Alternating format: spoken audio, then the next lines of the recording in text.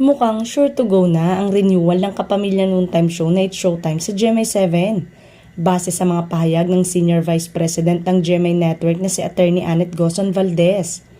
Walang problema sa ratings ng It's Showtime. May tinitignan lang daw sila na data at ilang pang pag-uusap sa term bago nila ma-finalize ang renewal. Pagdating sa ratings, wala kaming problema. Yung ibang mga ano namin, mas tungkol sa new terms. Pero sabi ni Ma'am Annette, mas priority nila ang It's Showtime na manatili sa GMA. As of now kasi, parang ang priority kasi is to retain Showtime. Basta magkaayos lang, 'di ba? Dun sa terms.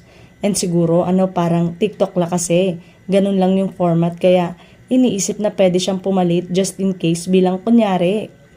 Bigla na lang later on, ayaw na ng Showtime sa GMA. At least, meron din kaming pwedeng ilagay. Malumanay na sabi ni Ma'am Annette. Nandyan din ang issue ng Tape Incorporated na possible umanong magbalik sa GMA7 at magkaroon ng show.